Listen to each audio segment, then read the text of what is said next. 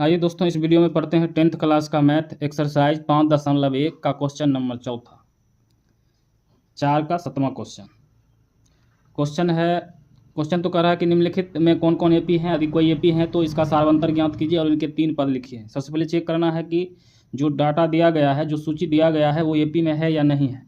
यदि एपी में है तो उसका 4 पद और आगे बढ़ाना है, 3 पद और आगे बढ़ाना है। आइए क्वेश्चन क्या दिया गया है, 0 -4 -8 -12। चौथा का क्वेश्चन नंबर 7। क्वेश्चन नंबर 7 क्या दिया गया है, सूची 0.0, -4, -8, -12 ... A1 हो जाएगा आपको 0, A2 है -4 और A3 है -8 और A4 है -12। तो हमको क्या करना है, यहाँ से D1 और D2 निकालना है और देखना है कि D1 बराबर D2 है या नहीं। तो D1 बराबर फार्मूला होता है A2 - A1। A2 का वैल्यू कितना है, -4, माइनस A1 कितना है, 0। तो क्या हो जाएगा, -4 में से -4 में -0 करेंगे तो क्या हो जाएगा, -4। तो D1 आ गया -4। D2 निकालना है तो D2 बराबर फार्मूला क्या होता है, तो D2 बराबर फार्मूला होता है A3 - A2। तो A3 कितना हो जाएगा, A3 है -8, A3 कितना है -8 और A2 कितना है -4। -4 क्या हो जाएगा, -8 माइनस क्या हो जाएगा, +4। तो -8 में से 4 जाएगा, कितना बचेगा, -4। तो ये देखिए D1 भी आया कितना, -4 और D2 भी कितना आया, -4, यानी कि बराबर है दोनों। तब क्या करेंगे, आगे 4 पद निकालेंगे, 3 पद और आगे निकालेंगे। चौथा पद दिया गया है, चौथा पद तक हमको 5वां पद निकालना है। A5 बराबर क्या होता है फार्मूला, A5 बराबर फार्मूला होता है A + 4D। जहाँ A का वैल्यू कितना दिया गया है, 0 + 4 गुने D का वैल्यू कितना दिया गया है, कितना आया हमको, -4। क्या हो जाएगा, 0 + 4 चौक 16। 16 में से 0 जोड़ेंगे तो क्या हो जाएगा, -16, यानी कि A5 कितना आ गया, -16। A6 निकालना है तो A6 बराबर फार्मूला होता है A + 5D। क्या होता है, A + 5D।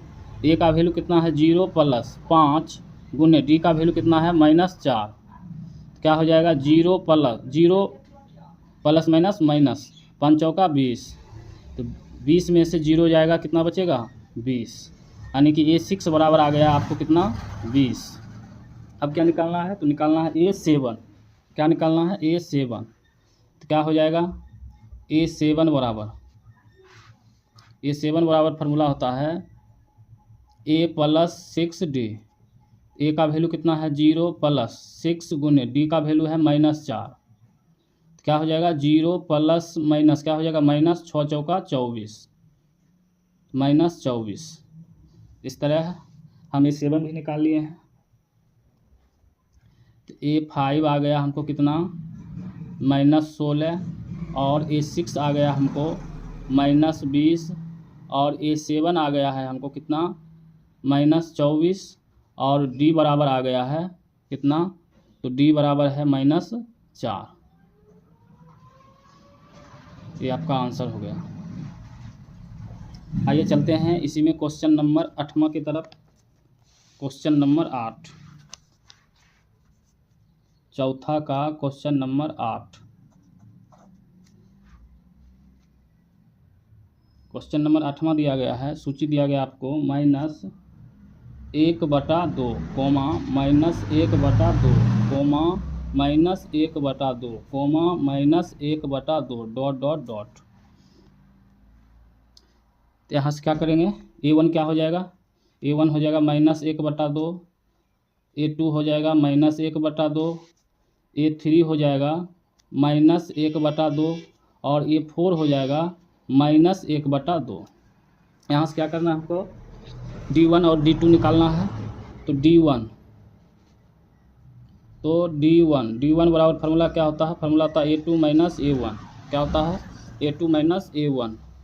तो A2 का वैल्यू क्या हो जाएगा, A2 का वैल्यू है -1/2 माइनस A1 का भी वैल्यू है -1/2। तो यहाँ क्या हो जाएगा -1/2 माइनस माइनस क्या हो जाएगा प्लस 1/2 -1/2 प्लस 1/2 क्या हो जाएगा 0, कट जाएगा आपस में, क्या बचेगा 0, यानी कि D1 कितना आ गया 0। अब क्या निकालना है, तब निकालना है D2। तो D2 बराबर फार्मूला होता है A2 minus A3 minus A2।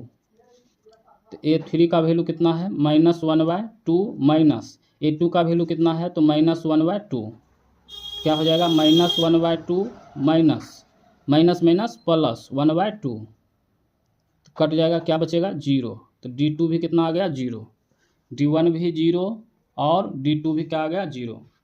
तो अब क्या करेंगे, यहाँ से हम आगे 3 और पद निकालेंगे। चौथा पद तक दिया गया है, हमको निकालना क्या है पाँचवा पद।